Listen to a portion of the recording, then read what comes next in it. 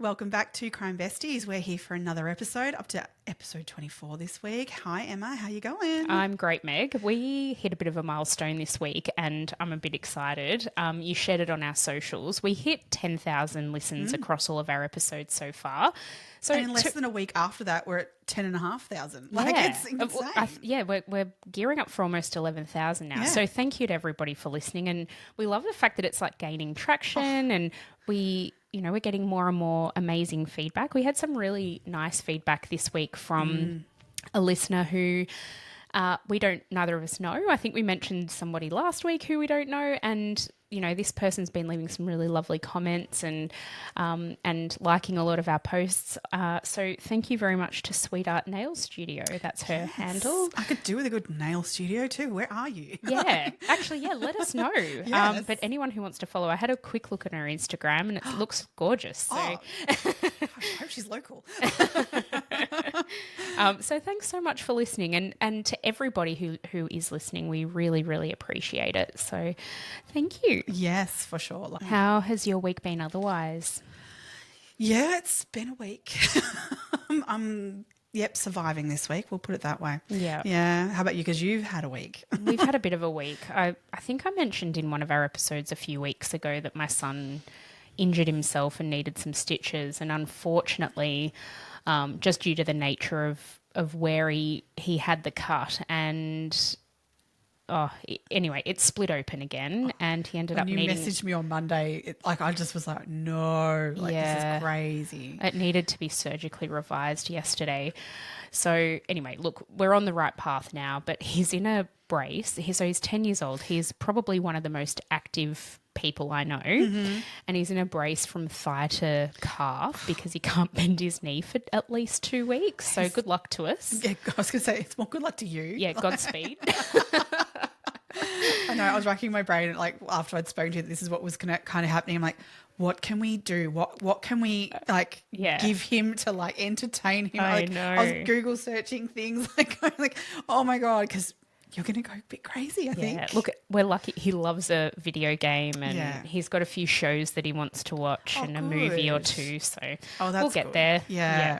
But then it's kind of like, don't ruin all of your Christmas holidays too. Yeah, that's right. Well, hopefully on the Christmas holidays we can be more active and this is it. By then, do other he'll things. He'll be fine. Yeah, he won't want to go to the movies or won't want to go that's it. That's it. Although you do have to work on certain days, I guess, and that's the true. juggle. That's true. I'll just shout out and I'll come and grab him. Thanks. But I'm not taking him to a basketball court. Can we just rule that one out? Yeah, fair call. Yeah, last time that actually was on the last day of work last year. Yeah.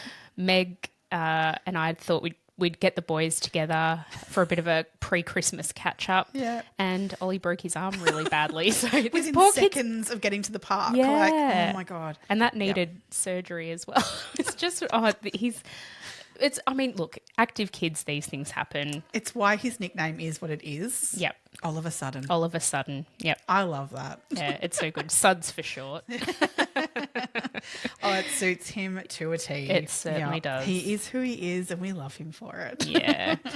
So that'll be our weekend. He's home from school today and resting up, but so if you hear some noise in the background, it's just him, I don't know, killing someone on Fortnite. Is that how it happens? Exactly. Well, a couple of his mates are home from school today. I just had a message from one of the mums to say that they're online together. So at least he's being entertained. Oh gosh, there's a few bugs going around. So yeah, I'm sure there are a few kids at home. Oh, yeah. Oh, that's so funny. He's I knew he wouldn't interrupt us as long as I gave him Fortnite and some snacks. Food. Yeah. So he'll be absolutely fine. I know I went out there before. I love it though. And I said to him, how are you feeling? And he goes, I'm all right, but I'm a bit busy on my game. Thanks for asking, but please don't interrupt any further. Oh, God, he's so cute. Gorgeous. Oh, gosh.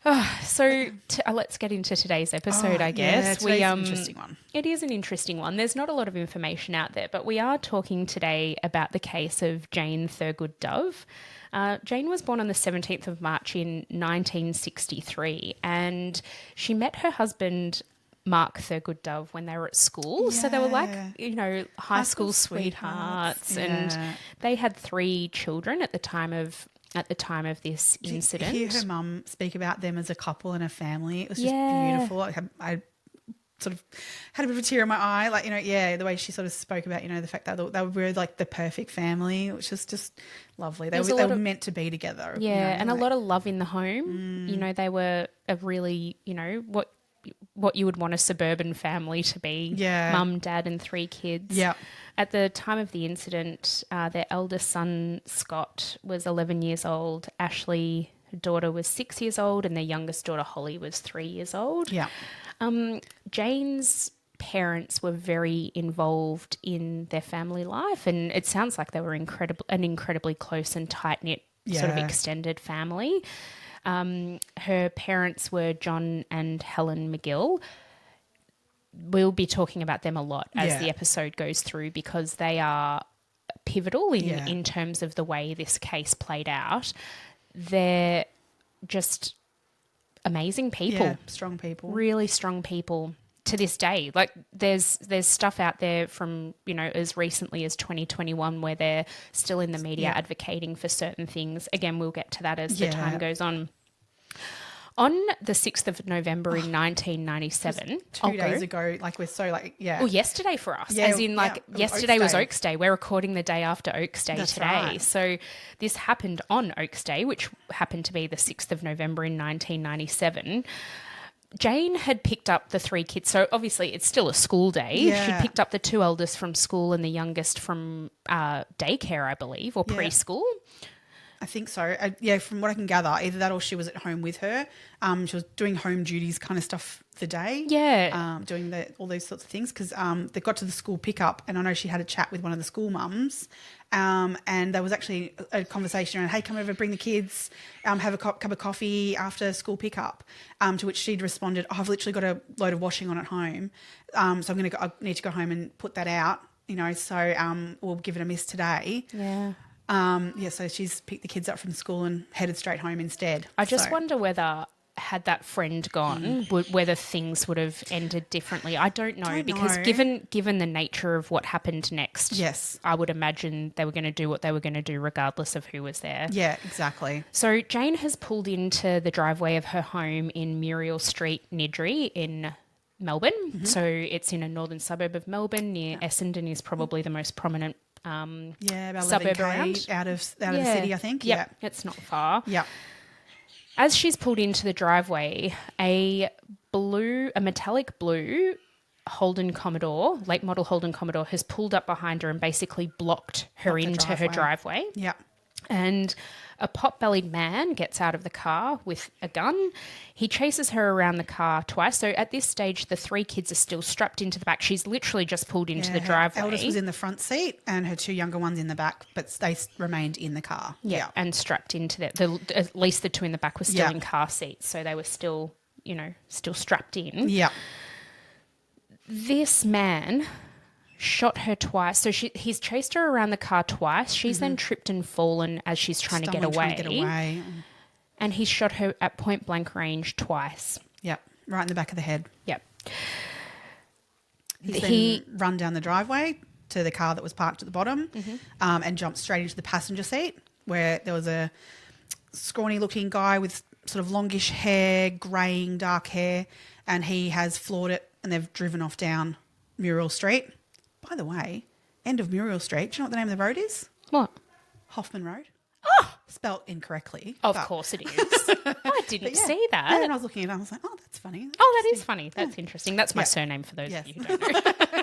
Yeah, they've jumped straight in the car. So there's obviously a driver and this guy who's committed the actual act, leapt straight in the car, driven off quite speedily down the road and taken off. Yep. So there's a couple of witnesses to this whole event. Neighbours, obviously, they've heard gunshots, whatever, have been out in the neighbourhood, have seen the incident, as well as obviously, unfortunately, her 3 children who were in the car and have witnessed this as well. Yeah. So in terms of those witnesses, what did you find out about them? There's not a lot. Did you find anything? I couldn't So I only found something about one of the witnesses. Yep. I know he was a male. Yep. He was just walking in the street at the time. He was standing on the other side of the road, but he saw enough that he was actually able to eventually successfully identify the gunman. Yes. So the gunman was not disguised in any way. I think did he have anything covering his face? I don't think he did. No. This So- like balaclava that comes up into things later. Yeah. But I don't believe he was, He was wearing it anything. at the time. But the best description that came from the witness of those people on the street, but also her oldest son, is this pot belly was the most definitive, like sort of that he was short and pot bellied. Yeah. Like sort of beer belly kind of. Yeah. Yeah. So he's, obviously, the witnesses, they've gone to try and assist in any way, but I mean, she was shot at point blank range. There was no assisting her. She had died in that instance. Yeah. The police obviously attend the scene and the homicide squad is called in. Yes. Who was heading up the homicide squad? Well, I don't think he was on that first day. Yes, he was. Was he on the first day? Absolutely. He got the phone call just after 4 p.m. Okay. to head out to the scene. Yep. So we're talking about none other than Ron Iddles, who we've mentioned before on this show. And in Melbourne, he is like well known to Melbourne around he headed up the homicide squad for 20 years or something. Yeah. So he's amazing. He's just an incredibly beautiful man. We've seen him speak live and he's just great. But he's got his own podcast and he's got his own TV series called The Good Cop where he talks about cases. So he's got like a 99% success rate from all the homicides that he's looked into over his years of experience. So this was his. So yeah, he got the phone call come in just after 4 p.m. to head out to Muriel Street. And from the information he got at that point was that it was a drive-by shooting and that to go and check this woman has been shot. So when he's arrived on the scene, he's basically said that as he walked in, he saw that, this beautiful woman, youngish 34-year-old woman with 3 children has been brutally murdered. And the 3 kids at that stage, the police had already removed them from the scene and taken them down to a milk bar down the road. So he, after assessing the scene and directing people as to where he wanted them to be, because he was obviously the head of this scene at that point, he's then wandered down to the milk bar to go and have a chat with the kids. So, and I'm sorry, but if any detective was going to interview my children at a point of that, I would have Ron Iddles any day of the week. He would have Or been Narelle Fraser. utterly beautiful. Yes, absolutely. Yeah. So I'm certain that the only reason he got as much information as he did at that time is because he is so incredibly beautiful. So he spoke to young Scott, who was like 10 and a half, 11 at the time. Nearly 11, yep. So he spoke to him about things. I mean, can you only imagine that poor kid at that point? And he was able to describe the man. But Ron's first question to him, what was going through his head was, as we all do, a woman killed. Who do you first immediately think? Dad, the husband. Yeah. What's the issue here? Where's Dad? What's the idea? So he was expecting to find out that they were separated, if not, for a long time recently, something tumultuous. So his first question to Scott is, "Where's Dad, mate?" Expecting to hear, that Dad had been the one who was there, or something along the lines. And he said, Dad went to work this morning. So he's like, immediately, okay, not separated. This is different. So it immediately sparked for him that this was something very unusual. I think I've heard Ron mention the fact that, this is where you start, of course, because 8 out of 10 murders in a home are committed by your significant other. We've spoken about the statistics. We've spoken about 100%. We've spoken about this in previous episodes as well. And if it's not your intimate partner, then I think it's like 9 times out of 10 the person is known to you in some way.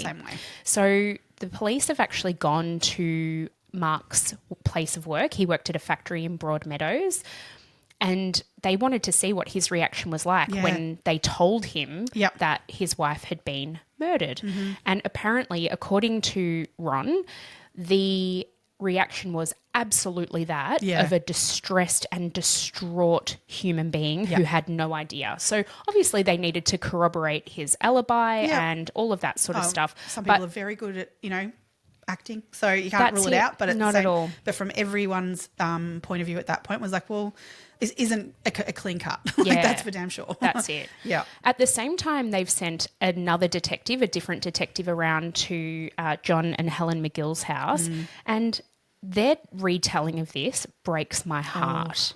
So the detective knocks on their door. It's about 5:50 p.m. on the day of the murder, so on Oaks Day. And it sounds like they were sort of fairly interested in horse racing because they'd actually been watching the races on the TV and decided to have a bit of an early dinner. They described the evening as a lovely warm evening, and, you know, they're getting dinner all ready and they're sitting down and having their dinner, and there's a knock on the door. They go and answer the door, and the detective who presents says to them, is Jane your daughter? They say yes. And let me just get the exact quote because it's absolutely horrible. Oh, sorry. The detective says, "You have a daughter, Jane." They say yes. And this detective says, "She's been shot and she is now dead." Who was that sent? I don't know. They've never named that detective. Well, it wasn't Ron. Give you that. It wasn't Ron. It absolutely. They've said it wasn't Ron because they've then since had a lot of dealings with Ron. Yes, but when I've heard the mum actually interviewed and she said this quote. I'm like, what the fuck? Who says that? And this was at their door apparently. Oh, yeah. How would you even react to that? I don't even know. You'd be like, what are you talking about? Yeah, and this detective's also said something along the lines of, well, we're going to need to eliminate you because you're a suspect, which they say now, of course we had to be eliminated. Yeah. We totally understand that. But it's like there was no... that blunt about it. I mean, that conversation happens while she come in and you have a cup of tea. Well, I mean, look, I understand having to be direct because you can't... There's no skirting around the truth. Your daughter has been murdered. That needs to be stated. Absolutely. But you don't go, she's been shot and now she's dead. No, but like you say, can we talk? Unfortunately, we've got some bad news. Yeah. Like okay. And look, I do understand the whole idea, you know, and I think from what I read about it, like I read it obviously not to that detail. And when I read that she was talking about the fact that they'd been told you'll need to be eliminated as suspects, the way I sort of read it was like, you know, well, yeah, and she was very accepting of that. Oh, they were. And but I didn't realize it was that blunt of a conversation of the way that came out. Like, I understood it of the point of like, okay, I'm glad they've been open with them and saying like, obviously in this situation to make sure that we are covering all bases to find the right person, you immediately as family, etc., have to be included in that pile of people that we look at. Like, absolutely. Great. Yep. Good. Cool. Do your job. You know, please clear me and do, because I know I can be, you know, like that's great. That's it. Please do your job. Yep. Because I want the person found. Yeah. For sure. But wow, that's blunt. I know, it's so blunt. Anyway, in the end, her parents and her husband, Mark, were eliminated as suspects. Like they were absolutely categorically, they had no involvement in her murder. Yeah. So now the police are sort of at a point where they're like, okay, next sort of circle out. Let's figure out what we can find. At this point, they still had Mark on their radar as potential. Nothing was glaringly obviously that could be him. But he could have organised something. You just don't know. They were sort of looking at it like that. So basically Mark was still not ruled out, but definitely her parents and that sort of, So they started looking to see who else could be there. Yeah. And I've read a few different scenarios as to how they move to their next suspect on their list. So I'm intrigued to see have you only heard one or have you heard multiple ways of which this has come about? So what I found was that they were going through Jane's handbag. Yes. And at the bottom of her handbag, there was a phone number scribbled on a piece of paper. Okay. So Ron tells slightly different. Okay. He says that it was in her handbag, but it was a card, like a business card. So a business card for the police? Okay. Yeah. Okay. But I've also heard that it was an anonymous tip. Oh. Yeah. I haven't heard that one. Yeah. Do we know anything more about that? The other one I've heard is that her dad was a butcher. Yep. And he worked at like the Moonee Ponds market and had his butchery there. And that obviously then Jane would be around that a fair bit, spent time down there around the markets. And this particular person also spent time at the markets and went to that butcher's and they met each other there. Yes. So I think that's how they met. Right. Yep. So I'm pretty sure the way this police officer and Jane met is because the police officer would organise the fortnightly barbecue at the police station on a Friday night. Right. And would buy their sausages and meat from Jane's dad. Because I've jumped ahead of myself. Sorry, my brain. Yeah, you have a bit. Sorry. But that's okay. No, because I've heard another way of how they met too. So, oh, right. yeah. Anyway, well, this is what I've heard. Yeah. That they met, and as a consequence of being such a good customer of Jane's dad. Yes. And being around so frequently, they've developed a bit of a friendship outside of the butchery / police, and were known acquaintances, probably not friends. And then they've introduced, at some point, Jane's been introduced to this police officer in that sort of social circle. Right. Because what Ron tells it as is that she was his house cleaner. She was. That's Okay, how so they they're met, though. both- okay, that is right, true okay. too. So Okay, they're they both right. met in this way, and Okay. Jane was just looking for a little bit of extra money. Yep. She wasn't working in any official capacity at the time. She Right. had young kids, and we all know what the juggle is like. You need flexibility in Yes. whatever role you've got when you've Yep. got young children. So she was doing little odd jobs like that. And Got it. he was looking for a cleaner. He was a single man, Yep. working probably pretty Night crazy shifts and hours weird and stuff, hours, and yep. decided that he wanted a cleaner. Yep. And so it was through Jane's dad, Yes. that they sort of made this connection, and Yep. that's how that came Oh, about. okay. So both are true. Like, because I was reading, Yeah, and kinda both are going, true. How does that all fit in? Love it. Okay, great. I was Yeah. hoping that would be the case, to be honest, because then it all comes together. It does. It really does. Yep. So Jane. So whether it's on a scrap piece of paper or there's Yeah. this police card, they've called him. Yep. They've called this police officer. Yep. We can't name this guy No. because nobody knows his name. It's never been released into the media at all. So we will call him the police officer. There's Yep. no other way in which we can describe him. But they've contacted him, and when they've gone to his house to sort of figure out what the go was, Yep. they've found some really interesting things. Mm-hmm. There Well, firstly, looked at him, and he fit the description of the shorter, pot-bellied man. Yep. That was first. Yep. But yeah, and then they walked in. They walked in, and what do they see? They see a shrine to Jane. Mm-hmm. He was obsessed by her. Oh, oddly obsessed. Oddly obsessed. They've confiscated his, or had a look at his. I don't know that they took his laptop away, No, so but they've tried while to they were access. there, Ron tried to access his computer, and he went, "I can't get on it. Like, can we have a look on your computer?" And I goes, "Oh, it's the password's Jane's birthday." Yeah, 170363. So that was another red flag. Massive red flag. Yep. And then subsequently, Yeah. he also purchased or tried No, to. I don't know if he actually did, but he definitely changed his will. He changed his will. Yeah. He did. He also tried to, later on, so Yeah. as this investigation progressed, Yeah. he tried to buy a burial plot next to where Jane was buried. Yeah. Wow. Yep. So wow. this was looking really bad for him. It is, especially because he also wasn't cooperating with police. No, well, that's kind of, and there's one sort of description I've heard of that I kind of go, all right, I can understand now a little bit of why he was so uncooperative. Did you listen to Andrew Rule's podcast I think it about might have this? been, or was it yeah, John because Sylvester? It might have, oh well, they're both the almost same. one and the same. They're both awesome. Yeah, great journalists, Great, yeah. and great podcasters. Yeah. Yeah. So because he was a police officer, he obviously contacted his union. So, and the police union have very good lawyers attached to them. So, I mean, as we would say to anyone who's being looked at for anything, whether you're innocent or guilty, lawyer up. Like, you don't want to be caught in a trap of anything like with police. So you lawyer up. So that's what the union have basically done with this guy, and they have instructed him to not comment. Yep.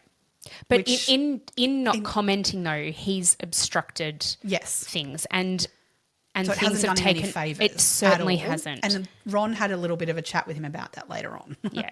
Yeah. So we'll get to there. We will get to that actually. Yeah, Yeah. we'll talk about that a little bit Yeah. later. But basically at this point, he's looking like someone who is potentially, could there be a rejection here from Jane, and that's basically triggered him to murder her? Yep. So it's looking pretty dodgy for him. Things are not looking great. No. I mean, he's as you said, physically meets the description. He's Yep. got a shrine to her in his house. Yep. Her birth date is his computer password. Yep. A lot of things are adding Not up good. here. Did you find anything out about whether they actually had a relationship or not?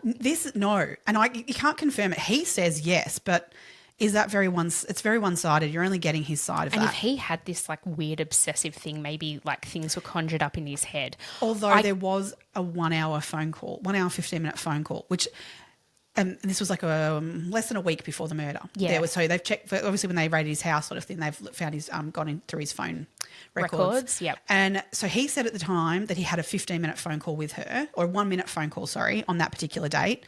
And then when they've gone and checked his phone records, it turns out the phone call was not a minute, it was an hour and 15 minutes, which to me, someone who, if you're like, I'm not interested in this guy, you're not having an hour and 15-minute phone call. No, you're not. But she, from everything everyone has said about her, she was a really caring, compassionate, really kind and lovely woman. Yeah. If she thought, I mean, she obviously would have known he had this obsession with her.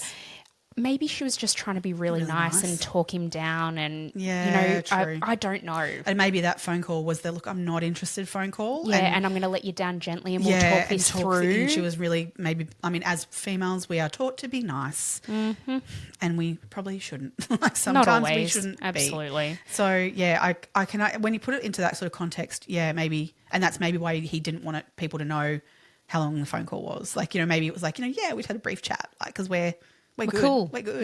Yeah. we have these quick 1 minute chats because we talk all the time. Yeah. So basically at this point, we've got Mark's kind of on the radar still. He's not ruled out, but he's not. No. But there's nothing glaring obvious with him. The but there's the police policeman officer as well, just really quickly, Yeah. sorry. Go. I mean, he also had no alibi for the day. No, there, sorry. there was nobody. He was not working that day. No. And he lived on his own. There was nobody to corroborate his whereabouts No. at all. So another Everything's red sort of flag. lining up for him of like going, this is bad. Yep. So at this point, Ron is actually having a chat with, as he does, his underworld connections, which we need to get into like some Melbourne underworld stories down the track. That'll in our be a podcast. series. That will not be a single episode. There's a lot in that we can get into. But yeah, there's a man within that underworld by the name of Des Moran, otherwise known as Tuppence. Tuppence Moran. Love him. Yep. Okay. So anyway, Ron, as he does, he has connections with these people. He is beautiful with everyone he speaks to. He's not just caring and lovely to the people who are victims. He builds these relationships with the people he needs to get information. Yep. So he's very respectful. Very respectful. The way he speaks about people is just generally very amazing. So anyway, he's caught up for a chat with Tuppence, and Tuppence says to him, "I've got a bit of info for you." And what he says is that there was a pot-bellied man who came into the cafe where he would regularly meet. Hang. Yep. Could probably name it. We won't. Would have been in Carlton, I dare say. Oh, you don't say. So this man came in and he paid someone else $2,000 to loan a gun. Now, so this guy does that, leaves with this gun. No questions asked. No questions asked, as you know. Comes back, though, days later, and to return the gun. And the guy responds to this pot-bellied man, "Oh, no, I don't want to touch that gun. That's dirty. You killed Jane Thurgood-Dove." And the pot-bellied man turns back and goes, "Yeah, I did, because her husband Mark told me, paid me to do it." Did he though? So, yeah. So anyway, this is the information he's got from a fairly, well, what's the word for it? Not a reputable source. Not a reputable source, but at the same time, certainly in the know. So he's had to take this information as it is and go, well, this isn't helping Mark's case. Let's validate it, though. We can't rule him out still. There's now another bigger question mark over him than there was, but not enough to be going and arresting anybody, obviously. Mm-hmm. So this has caused a fair bit of confusion for Ron. So at this point, being who he is, he has decided he wants to use some very different technology to kind of help him rule someone out. And he's gone into what, at this point in time in 1997, it wasn't widely used, and it's certainly, even as he said, he goes, was never going to use this in a court, but he decided to use a polygraph machine. So he brought in Mark and he brought in the police officer to sit down and do a polygraph. And from the polygraphs, they found that Mark passed with shining colours. He completely passed. He was very truthful in what he said, but he had no involvement in Jane's death. So that really settled it for Ron that he could eliminate him from it. But the police officer did not pass the polygraph.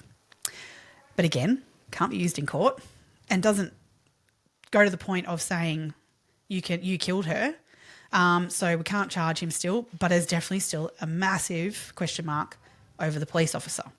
The question that they posed to him during this polygraph was, are you responsible for the death of Jane Thurgood-Dove? And he said no, but all of the physical indications showed that he was being deceitful. Yeah. So, okay, this adds more weight to the fact that this police officer has had something to do with Jane's death in some way.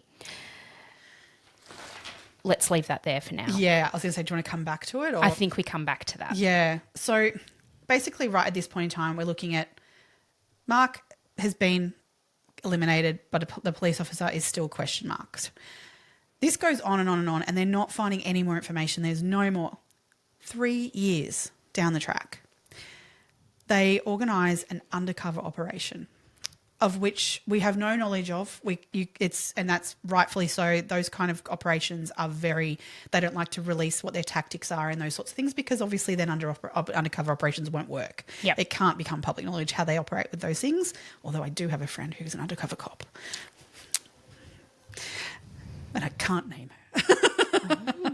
her. Anyway, heard a few things, but interesting, very interesting work. Anyway, undercover operation happens. From whatever came of that undercover operation, they were able to eliminate the police officer.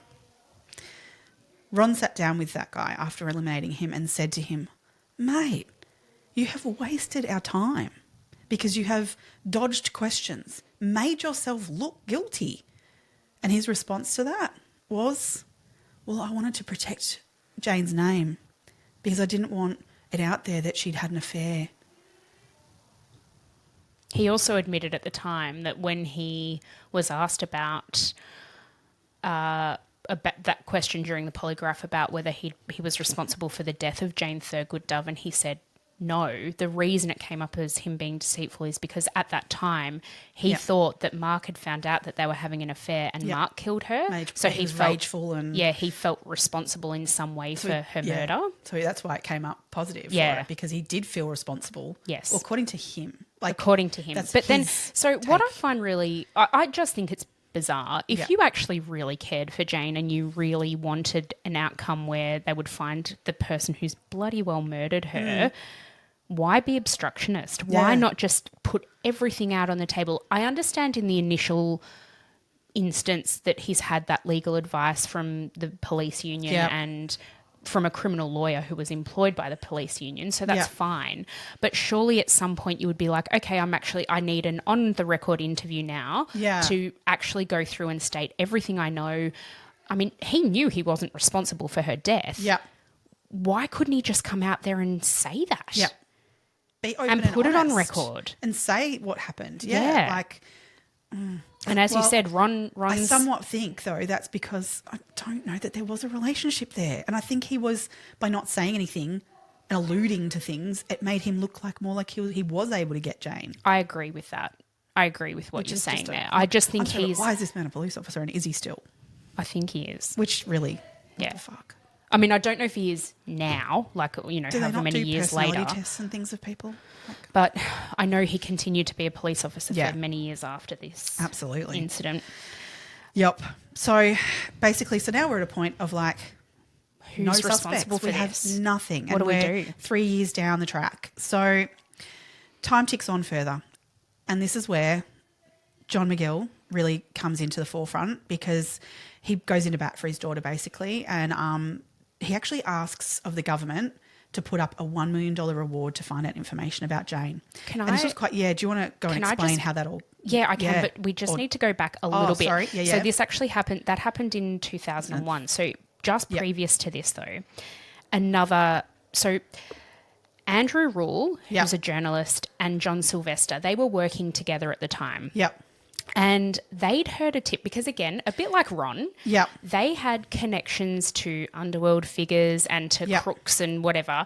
And they decided, because they were looking into the story and what could have possibly happened, they were really curious. So they actually decided to door knock down Nidru Street and find out what was going on. Yeah, but Ron tells a different story of how, like, legally, I guess, it came up. Yeah. Well, this is it. I Yeah. mean, the journalist reporting, they obviously have to be careful as well. But Yeah. this is what they say happened. Yeah. They've knocked on the door of, several neighbours in the street, and it has come to light that potentially there was somebody else in the street who may have been a potential target Yeah. for this gangland style killing. Yes. So Muriel Street. Yep. Jane and Mark's house Yep. was 3 houses from the corner. They lived in a light-coloured weatherboard house. There was a street light out the front of their house. Jane drove yeah. a four-wheel drive. A blue Toyota Silvery blue. Land Cruiser. Jane had blonde hair and 3 children, 3 young children. And school aged. Yep. Yep.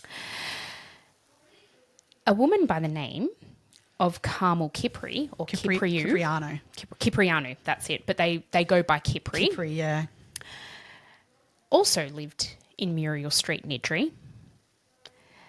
She also had blonde hair, 3 houses from a corner, light post out the front, drove a similar four-wheel drive, had 3 children. Who was school aged. Yep.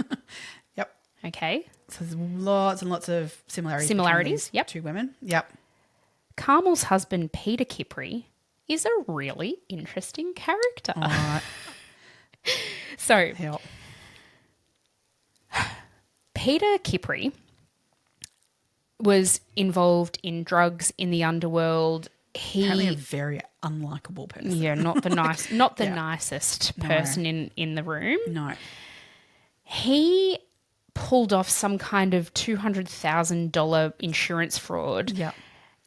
With a man. with a man by the name of Philip Peters, Also who went, known as how good's this? Mr. Laundry, because he could clean millions of underbelly money.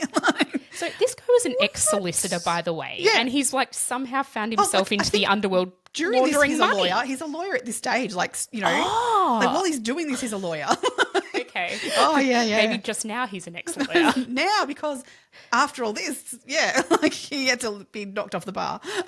So the way that I understand it, it's quite Yeah. a complicated story, but I think Philip Peters has basically commissioned the death of Peter Kipri. Yes, that yeah. did not happen. Well, yeah. So Peter Cipriano, he got a tip off that it was happening via the police. There was, because obviously the cops were onto a fair yeah. bit of all this stuff at the time, and they've actually been able to infiltrate and stop the hit happening. Yep. So Peter has survived it. However, Mr. Laundry ended up in, I think it was 1994, April 1994, Yep. he was arrested and charged with conspiracy to murder. Yep. And obviously because him being a lawyer, pretty nifty bargaining, he did some good plea work, and he ended up being released from jail in 1997, mere months before Jane Thurgood-Dove was murdered. That's it. So the inference now is that, Peters has consulted with another man named John, who was an ex-butcher. Now, this is not Jane's dad, What kind of John, butcher? who's he was hired so that he could butcher people Yep. and get rid of bodies. Yep. But that ended up not working. Obviously, this is then when Peters has gone to prison. Yep. Peters has come out of prison. Yep. But And he's like, whilst in prison, yes, he made some connections with some pretty heavy criminals in jail, one being a particular Geelong bikie. Just put that under your hat for the moment, because we'll come back around to Geelong bikies. we will. Carefully. So basically they've decided, well, we can't go after Peter Kipri because everyone's looking obvious. out. Yeah, everyone's looking out for him and whatever. So they've decided to put a hit out on his wife, Carmel. Well, so this is what everyone's making an assumption of it, that, at this point. Yep. But there's no proof of it, no evidence, and they still don't know, okay, maybe that's what Philip Peters did, Mr. Laundry, but who are the people who actually committed the crime, itself, as much as I probably hold him more accountable than anyone, but there's actually people who committed it. Well, they know he didn't pull the trigger. No, he doesn't wasn't the fit person the physical description. He had another alibi. Someone, yep. Which comes back to good old Tuppence and his info being pretty accurate, other than the fact that it wasn't Mark, it wasn't the husband that was putting the hit out, which, I mean, God, who knows? Hitmen aren't exactly the most intelligent people. Well, clearly. Maybe he had no idea who this guy was that was actually asking him to do this job. And I don't know where he even got the name Mark. I mean, we would probably got Mark at that point out of the media. Yeah. Because the fact was, it was the wrong woman. And and all the information they were given, apparently, from this Peter, Mr. Laundry, was 3 houses down from the corner, the blonde-haired woman who drives the four-wheel drive. So I saw something that they were actually following Jane for 4 days before they murdered her. So that was the thing, that in their investigation they found out that, because obviously we should go back a little bit, that car that was parked at the bottom of her driveway, the shooter got in and drove off in, was later found burnt out, unfortunately, which meant there was no evidence in it. So these guys knew what they were doing in that sense. So that made it a little bit more like this is a bit of a professional hit in some ways, as much as a hit can be professional, because they aren't the sharpest tools in the shed usually. But the neighbours were able to say, we've seen that car, like that blue Holden Commodore that, you've shown us on the news now, all those sorts of things. That was here a few days ago. I saw it parked down that end of the road on that day, and I've seen it parked there on that day. So it was kind of coming together a bit of like she was being surveilled, in some way. So the police also, this added to the fact that it was a professional hit in terms of the car, car, because it had actually been stolen 6 months prior and hidden somewhere, so that people weren't actively out looking for it. And so that also goes to potentially gangland type. People who knew what they were doing, at least to a degree, sort of knew what they were doing. Yeah. But if we circle back around to 2001, when the $1 million reward was being, so John McGill, he was very determined that he wanted it found out who did this. And I think with the overhanging of this, of was this a mistaken identity situation? Is there something that was wrong here? And he wanted to know what happened to his daughter. So him and a few people got together. So that wanted answers on their own children's missing and murdered cases. So there was George and Christina Helveges, whose daughter Messina was killed at Faulkner, who was killed at the Faulkner Cemetery in October 1997. Mm-hmm. Roger and Joy Membry, whose daughter Elizabeth disappeared from Ringwood, which is not far from us. No. Her unit in Ringwood in 1994. So the 6 parents who'd all lost daughters in terrible situations decided to come together and approach the government and ask for this $1 million reward to get some answers on these cases. So at the time we had Premier Steve Bracks. Anyway, so he to his credit, many people didn't want to do this, but to his credit, he decided to put the money up. So this was specifically a reward, yes, for information relating to an arrest or progression of a case, where it was a seemingly random attack on a victim. Yeah. We will do an episode about Messina Helveges because that's a really interesting case, and the perpetrator, oh my God, I mean, there's so much out there about it. Yeah. The $1 million reward, once it was posted, basically within 48 hours, the names of the 2 people were in the police. Crime Stoppers had been contacted, and the names of the 2 people who were involved in Jane's death were told to the police. Yeah. So criminals are obviously, they're tight until you offer a $1 million reward. Yeah. Just really quickly. Yeah. previous to this, there was a reward for Jane's, Yes, sorry. In relation to Jane's case of $100,000. Yeah. Messina Helvargas, her parents, so they're of Greek descent, and there was a $50,000 reward out for her, for information relating to her case. And her dad came out and said when Jane's $100,000 reward was announced, he came out and said, "What? So a blonde Australian woman is worth twice the amount of my Greek daughter?" Oh, and that is actually how John McGill, and I can't remember Messina's dad's name. Oh, I've got it here. But So- that's how they sort of connected, and George. And that's how they sort of got together and started lobbying the government for this $1 million reward. So Yeah. Good on them. Yeah. I mean, yeah, they did a lot to get that over the line, but rightly so. And as you say, the tips came in very quickly for all three of those cases. Both the other two cases were solved. Yep. Very quickly. Now, for Jane Thurgood-Dove, tips came in real quick. Within 30 minutes, they got a tip that they followed up that gave them brilliant information.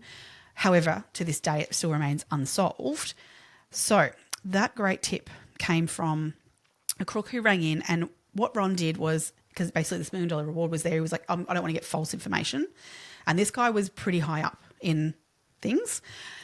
So he offered him 10 grand first off to meet up, and then to straight up give him 10 grand when he arrived. So can you imagine this cop like rocking up with this wad of cash like to hand over to him?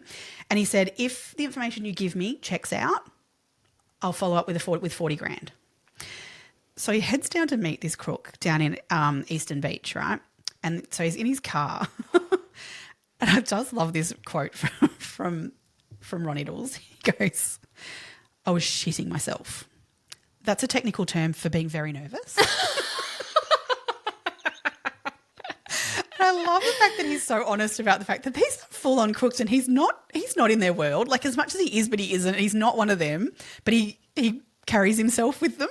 So But you look at Ron and you think he's this big, gruff, brave man. Yeah, but of course you'd be shitting yourself. He's a teddy bear, let's be honest. He's just such a lovely man. Yeah, so I love that. That's funny. So this is where it was confirmed not confirmed by this guy yet. So he told him the story of that it's mistaken identity and everything and things that he'd already heard. So again, Ron wanted to really check this information, obviously, again, and because he got a fair bit more information about who these characters were that were involved. Yep. He then went down to Barwon Prison and spoke to yet another really badass person, but at least he's behind bars and not in the same car as him, handing cash over. Good point. Yeah, I feel that would be a lot more safe. And this guy in Barwon Prison confirmed everything this guy said. But he wasn't just able to describe these people. He also, he did the same. They gave the exact same names as well involved. Yeah.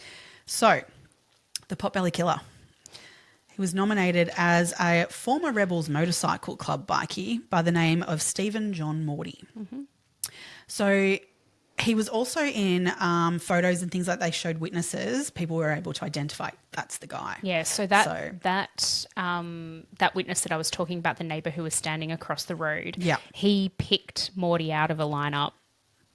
Yeah. A photographic lineup. Because unfortunately, at this point in time, so this is 2003. Yes. In 2001, Morty died. So he Drug died, overdose. And yeah. Oh, okay, sorry. I'll get a little bit more into him. So I was looking up some bikie websites. God, your browser history. Our browser histories are like not good. Trash. Yeah, totally. Don't go looking at mine. So I'm sorry, but because I have no sympathy for this man, so I'm just going to go into it, all right? So, yeah, go. So Morty complained that he was not feeling very well, but he ate a cherry ripe and some ice cream before vomiting and still managed after that to finish off 2 bottles of Coke. Mm-hmm. Healthy man. Pot-bellied, I believe. The next morning, his housemate didn't go into his room because he liked to sleep in and stuff, so he didn't check on him at all. But about 2:50 in the afternoon, the housemate went in to check on him and found that he had no pulse. So they believe that there was drugs in his system, but it was more likely cardiac arrest, which could have been caused by the drugs potentially, but also could have been just generally his lifestyle in general. I think That's right. Yeah. I know the level of It was heroin in drugs. his system, It was heroin. The level that they found in his system was not compatible with life. So whatever way that all came about. Yeah. Yeah. But I love it. Down Ta-ta. to cherry ripe and some ice cream. And 2 bottles of Coke when he wasn't feeling good. Although last night, okay, so we were talking before about how Ollie had this operation yesterday, and I was so tired. I didn't sleep the night before. Yeah. Last night we had dinner, and then after dinner I was like, oh, I really feel like eating something sweet. I was so tired, but I just needed a sugar hit. Yeah. So I ate ice cream, a chocolate bar, and then I raided the kids' Halloween lollies. And by the time it was time to go to bed, I was like vibing on another level. And I actually woke up this morning feeling so yuck. Oh, I think because I just had so much sugar. Hangover, sugar hangover. Yeah. Yeah, it wasn't even an alcohol hangover. How annoying. Proper deal, jeez. Anyway, so look, what I'm saying is I can understand the motivation. Sometimes you just need something sweet and nothing. I don't think I want that when I'm going to vomit. Like I'm feeling that bad that I'm like, I know what will settle my stomach. Cherry ripe and some ice cream. And then some Coke. Wash it down with a couple of bottles of Coke. Oh, no. Thanks. God, no. I just love that they've put that out there. That's what the roommate had to say about his bikey mate. Yeah.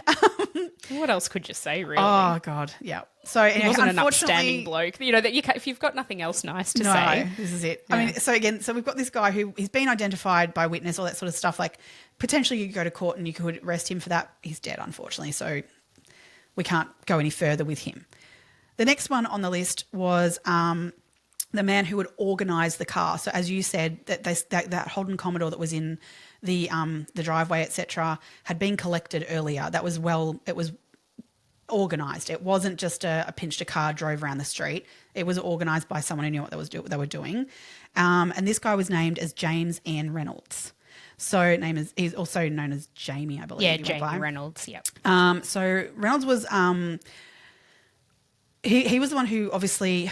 He was the getaway driver. No, he wasn't the getaway driver. No, so he was actually the guy who, somewhat getaway driver. So he organised the cars, and so there was a getaway driver separate to this guy in the car at the bottom of the driveway who drove off with Morty. Mm-hmm.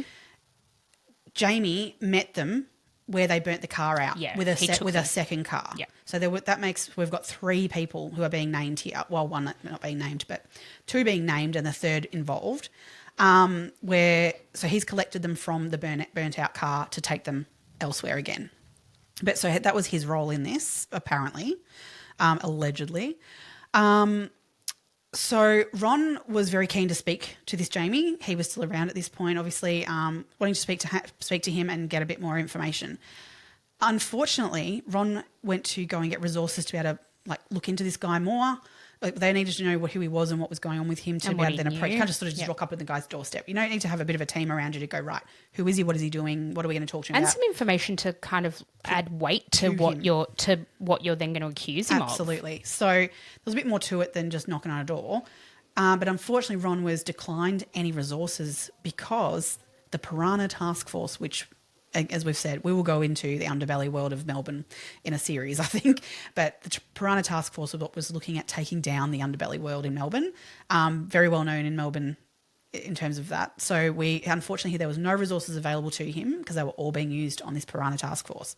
Now, how do you feel about that? Yeah, I'm really disappointed in that because I feel like that we should have, I understand it becomes a resource issue in terms of money as well and not enough cops.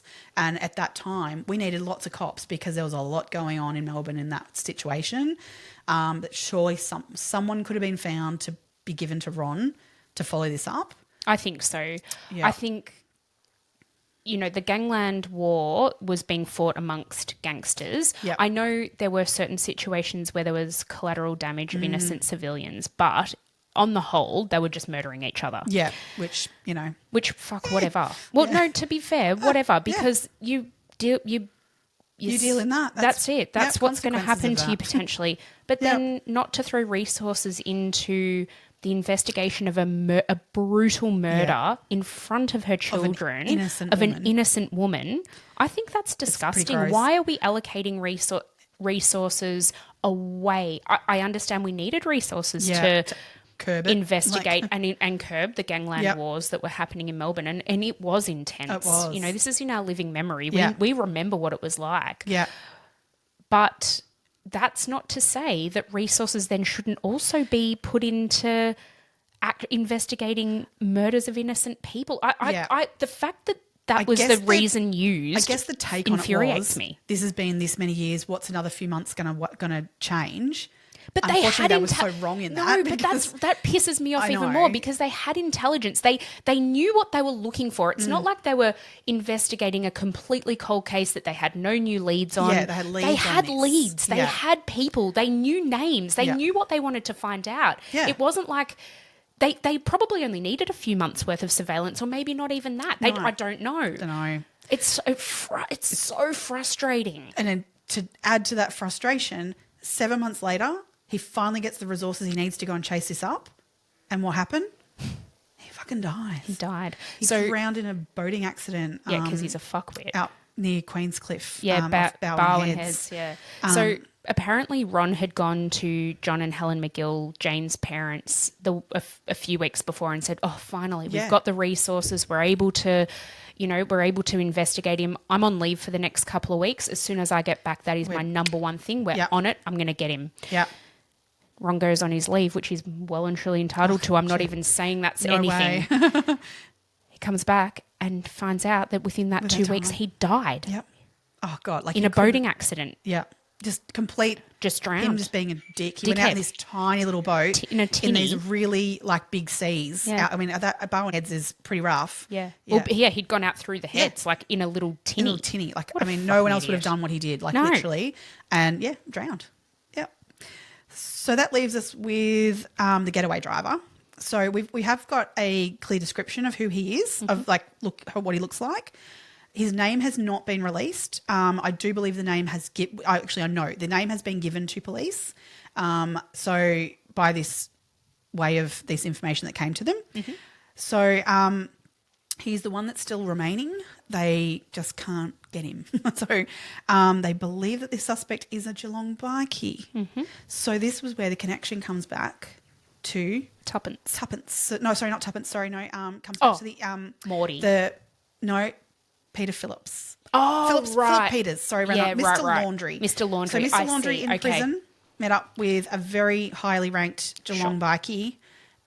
So we believe that this is how he's organised. I see. Hit. Okay. So bringing it back again a little. Oh, so I love this comment too. So the Geelong bikie, who they said he's now nearing probably retirement age. However, with his lifestyle that he has, it doesn't work. They've named him the human slug. Just what a great. I mean, you get a really good mental impression of what who this guy is. So clearly yeah. So there's him, and obviously Philip Peters is still alive, mm-hmm. and this getaway driver. Yes. And they are still on the cops' radar and still looking into them. They just haven't got any further with it, which is really frustrating. But that's unfortunately where we sit in terms of how this has gone and where we're at. I did write down a quote, which I'll go for it. I love it. It's could anything more Aussie have been said? So Jamie Reynolds, so the one who died in the boating accident. Yep. A colleague of his who has then colleague. Sorry. Yep. Well, what are they? Associate. An associate of his has come forward and told the cops that apparently he said, "Oh, we got the wrong Sheila." Oh, whoopsie. Oops. Sheila. Oh my God. For our non-Australian listeners, that means woman. Yeah. Oh man, God, love them. So this mistaken identity whole theory, which is just so beyond shit. If you want to look into that further, Naked City, the podcast, John Sylvester, I believe, goes into it a fair bit, and I think even Andrew Rule on his podcast has discussed it too. That there are other mistaken identity cases. Yes. That it's not as uncommon as you'd like to think. Yeah. Because, as we said, unfortunately, hitmen, when you think of a hitman, you think of someone who's, precise and, sneaky and, I don't know, and very, really highly trained or something. Yeah. No. Yeah, that's not who they are, unfortunately. No. Yeah. These are people who are willing to just take money to go murder someone. I mean, they're not like, high society, that's for sure. No. So there's quite a few, unfortunately, of mistaken identity and quite horrific ones that they go into on their podcasts. So worth a look into. We'll put a link to those episodes specifically because I know Andrew Rule's podcast isn't named anything along the lines of Jane Thurgood-Dove. I can't remember what the title of the podcast is, but we'll put a link to that specific episode because it's really worth a listen. And I just love Andrew Rule and I love John Sylvester. They're awesome. Yeah, they're really cool. good. And their journalism's really fantastic. Their writing as well as their podcast. It's great. They're really awesome, man. They're all over it. Another really sort of, I guess, another thing to come out of this and was informed by Jane's case and by a lot of other cold cases was in 2021, a cold case homicide hub was set up. This is an online platform in Australia and they put the police, it's run by the police, they put cold cases on there in the hopes that anyone can access it. You can just go online and search cold case homicide hub. I believe they fiture 5 a month I think. Or something like that. Maybe as well. 2 a week or something like that. Yep. But you can go in there and read case notes and information. There's photos of the people who are the victims and there are so many in there now. Yeah. But, if you've got any information, they say to call Crime Stoppers or you can submit anonymously through online through the hub. Yeah. Just worth. Oh, God. If you know something, even if you think it's so pointless, it may end up being that key bit of information that links something else together. Well, we don't know what. You don't know what you don't know. That's it. Yeah, and what so the it's police worth don't just know. saying it and putting it out there and make it, and then that way, you can feel better that you've said it, but also that they can do with it what needs to happen, and whether that be, that's not relevant, or it 100% is. So, yeah, totally, absolutely. I'm sure that wherever you're listening would have similar services, but here in Victoria, obviously, it's Crime Stoppers that you need to contact or via that hub. Yeah, that's it. Yeah. Unfortunately, Jane's parents, they're still out in the media. As I said, when this cold case now, well and truly, definitely when this cold case homicide hub was originally established, they were interviewed by the media. They appeared on behalf of the police and were saying, how important it is for information to come to light. And they're really elderly now. Yeah, I think when he was interviewed, he was 83 at the time. So, Jane's mum says in there that she doesn't want to go to her grave not knowing what happened to Jane and not having anyone found responsible for her death. And I think that's completely reasonable. Absolutely. Losing a child, I can't even imagine. No. And to think of her kids who are now adults. Yeah, they were all in there well into their 30s, I guess now. Yeah, late 20s, early 30s. Yeah. And her husband who's, had to deal with the fallout of all of this and losing his absolutely beautiful wife. Especially with that shadow, I guess, of was there a affair, wasn't there? Maybe he knew more, I don't know, but I'm with you. I'm with you on that, though. I think it was very much one-sided. So. We don't know. No. Nobody knows what happens behind closed doors, but I think you're right. I think we're on the same page with that. Yeah. Yep. All right. Well, I think that sort of brings us to the end of another week, another episode. Next week, we're kind of changing the tune a little bit. We're going to be talking about the Ashley Madison scandal saga. Yeah, it's fascinating, and there's a lot of facets to this one. Yeah, so much actually. This could be a big week of research. I think it will be. Myself. Yeah. What have we done to ourselves? I don't know what have we done to ourselves. Now, just really quickly, I wanted to also mention our last episode of this year. We are putting it out there to our listeners to vote on what they would like. So if there is an episode you would like us or a case that you would like us to cover, DM us on Instagram, contact us through our email, which is twocrimebesties@gmail.com. I've had a few suggestions. Has anyone approached you? Or I've had a couple come through online, and then I had a colleague of mine at work suggest a case as well. I've had a couple of suggestions of sort of friends around the trap who are watching and listening. Okay. So but no, we'd love to get some more. Throw them out there. Yeah. And the most popular one will win. That's the case we'll cover for our last episode of 2024. For sure. Oh God, that'll be interesting. What do we pick? Whoa. What's everyone into? Yeah. All right, drop us a line, everyone. For sure. And don't forget to, if you would like to, you can buy us a coffee at buymeacoffee.com/Two Crime Besties. I'll get it right. I'll put it in the show notes anyway. So click down there if you want to buy a coffee. Thank you. And jump on the socials and chat. Cheers. Love Thanks, it. everybody. See you next time. Stay curious, Crime Besties. Bye.